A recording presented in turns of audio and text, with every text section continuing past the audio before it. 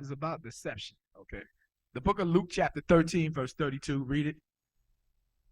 And he said unto them, No, go up above it a little bit. 30, 30, 30, verse 30. and behold, there are last which shall be first. Okay, so yeah, this is talking about people not diligent in the truth. And they may have come in and been in for a long time, and the Lord is not going to accept them. They're going to end up being last. How do you end up being last? That means you come last. That you get into the kingdom last. How would you get into the kingdom last? You would die and be brought back and be saved. The scriptures talk about being saved after you die. So you have to go to hell, be punished, and come back out and be saved. And still be able to make it. Those are the last. So you don't want that. You don't want to die and go to hell. And, see if you're gonna have an opportunity to come back when the kingdom is already set up. Okay. But that's the last. That's the first. That's gonna be last. Okay. Read it again. And behold, there are last which shall be first. Yeah, there are last which shall be first. So the last, the ones that come in last, that's going to end up being first. That's first in the kingdom. They came in at the last hour. You see how breakdowns these scriptures can just take you all over the place. Because I'm tempted to go through this, and if I go through this, I'm gonna spend an hour on this, and then so I'm not gonna go through it.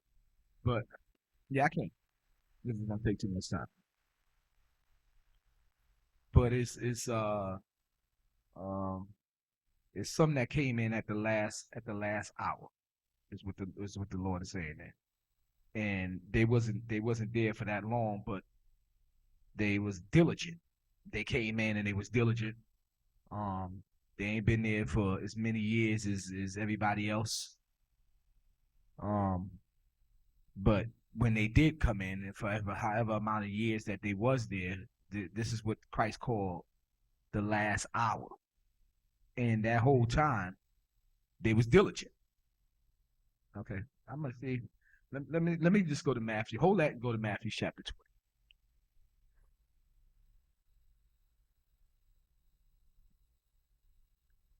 Okay, so this is everybody in the truth. You don't want to fit in this cat. This is you. This is your children. This is everybody.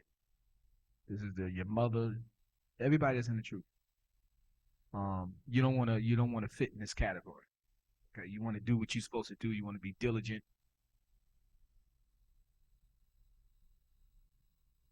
Matthew chapter 20 and start at verse 1.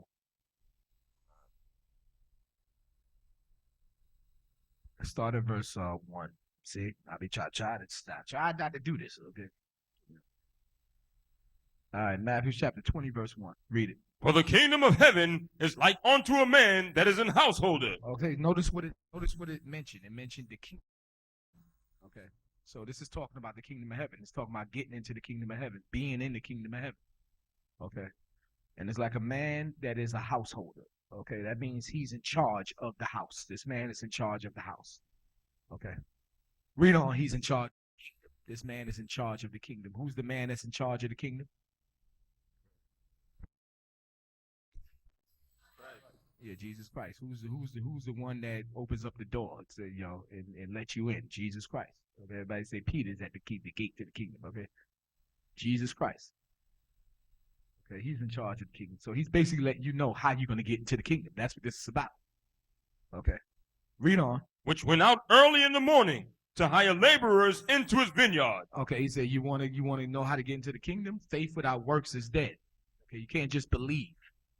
You got to work. There's work that has to be done for you to make it into the kingdom of heaven. There's work. There's work that you have to do on yourself. There's work that you have to do as an evangelist. There's just work. And what you notice about the Israelite Church of God in Jesus Christ, what the demons complain about, that don't seem to like, is that there's a whole lot of work that's associated with this church. Okay, we do the work of God, and what people don't understand is that this work is what's guiding you to the kingdom. That's why when you're not doing this work, what ends up happening? You end up being brought to council. you end up having to give an account. What's going on? Why haven't you been doing the work? Why haven't you been reporting to unit work? Why haven't you been doing the class? Why haven't you been all the work that's associated with this church? Because that's what it's all about. Christ again stated, he went out to hire laborers. Laborers are workers. Again, read the first verse again. For the kingdom of heaven is like unto a man that is an householder. He's telling you what the kingdom of heaven is about, okay? He's in charge of the kingdom of heaven. And he said, I will give unto you a kingdom like my Father has given unto me. He's the one that gives it out. And he's telling us, how do you get into that kingdom? You get into work. You have to work, okay?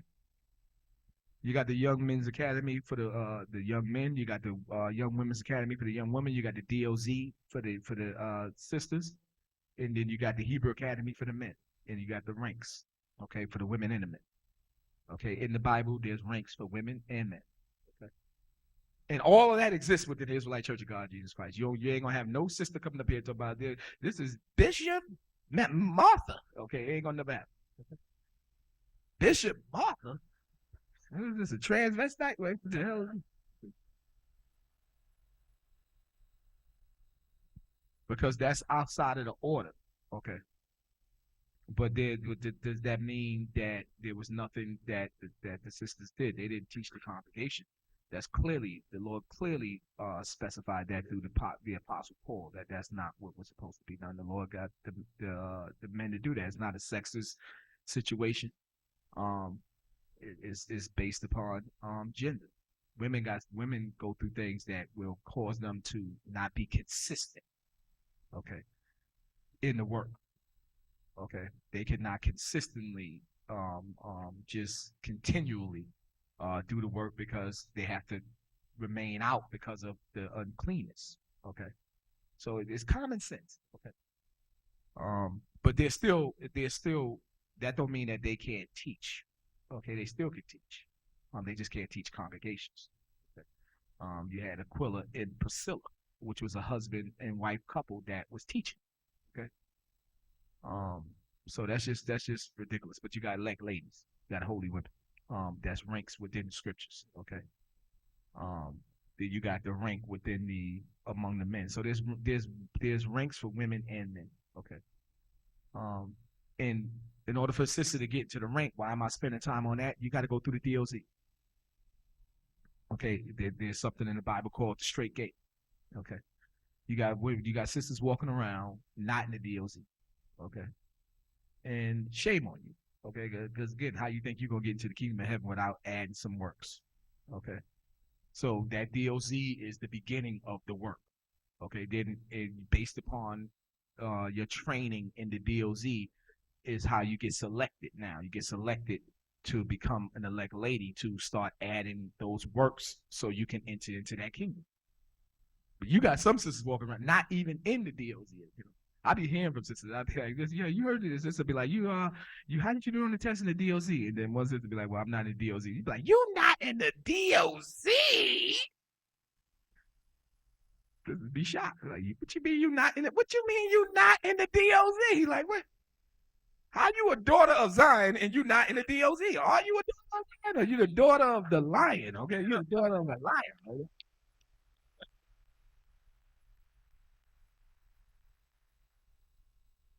So yeah, this is how you get in the works. You get in the work, and then you ain't gonna volunteer yourself in the works. Okay, that's where the evil come in. You might want to come in there. I got skills. Well, just have skills. Okay, go get through the straight gate. How about that?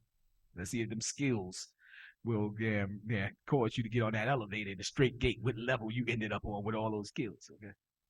In the world, I was this and I was that, and more power to you. Congratulations to you, and we happy that you part of this nation now. Get through the straight gate. Okay. None of them skills ain't gonna be able to be utilized in this nation without coming through that straight gate. Period. Okay. And that's what that is. Everybody understand that?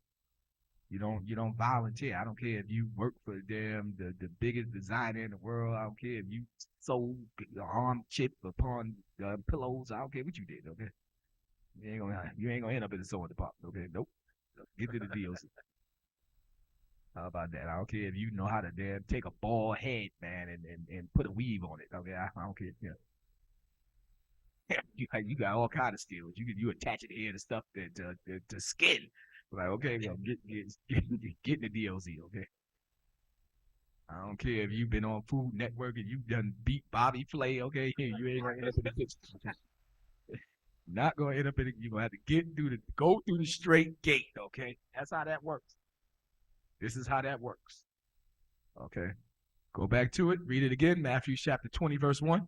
For the kingdom of heaven is like unto a man that is an householder, Read on. which went out early in the morning to hire laborers in his vineyard. To hire laborers in his vineyard.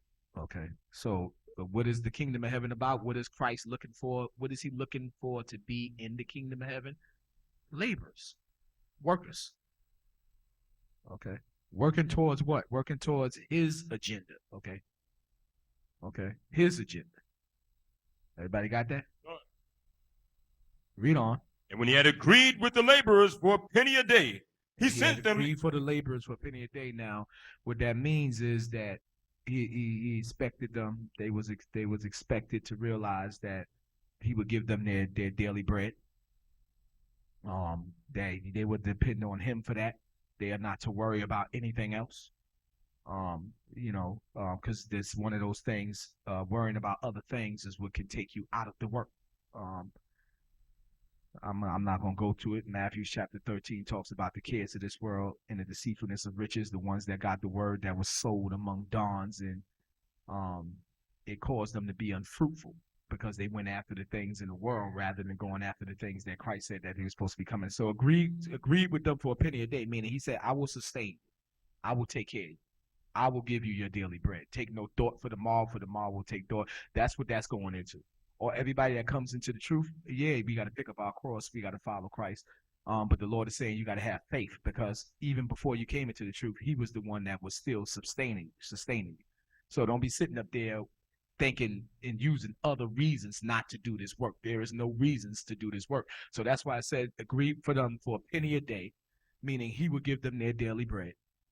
And then he sent them out. Okay, so now you ain't got no reason not to do this work. You can't say, well, I can't do the work because I got to go to work. Like, wait a minute. What about that penny I agreed to give you? What do you mean you got to go to work? Okay, you better find a way around work. Okay. See? Go to Matthew chapter 13. Y'all did this. Didn't I tell you it was going to take 3 hours? I tried to tell you. Now, the brother that asked about the foxes in the desert, he's sitting there, his legs hurt, his knees hurt. He's been standing too long. You see that? Y'all did this.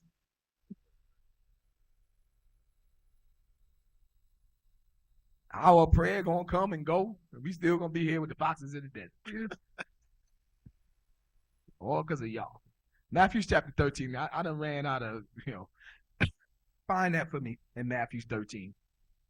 Reader, concerning the seed among the thorns. The thorns. So, verse 7. Verse 7? Yes, sir. Matthew chapter 13, verse 7. Read it. And some fell among thorns, and the thorns sprung up and choked them. But other fell into good ground. Okay, right. You was too quick. Find the interpretation. That's further down. When he broke down what the seed among the thorns is. Go ahead. Verse 22.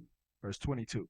Read. He also that received seed among the thorns. Okay, this is there again. Thorns is something that's already there while the growing is taking place.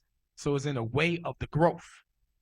Okay, read on. Is he that heareth the word. That hears the word. Read on. And the care of this world. See that? The cares of this world. So there's no excuse. Okay, that's why, brothers come to council, people come to council with what happened? Why you ain't do, I had to do this, and I had to do this. And a lot of people don't realize there's a difference between an excuse and an explanation. Okay. When you brought the council and you ask why, you be like, I ain't got no excuse. The council is not looking for an excuse. Okay. We never looking for an excuse.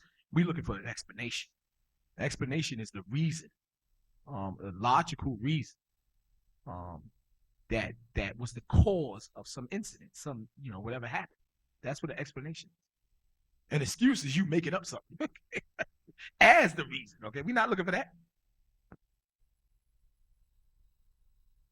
So there's no excuse. When Christ already given you your daily bread, he's the one that's already any believer that comes to God must believe that he is, and he's a rewarder of them that seek his face.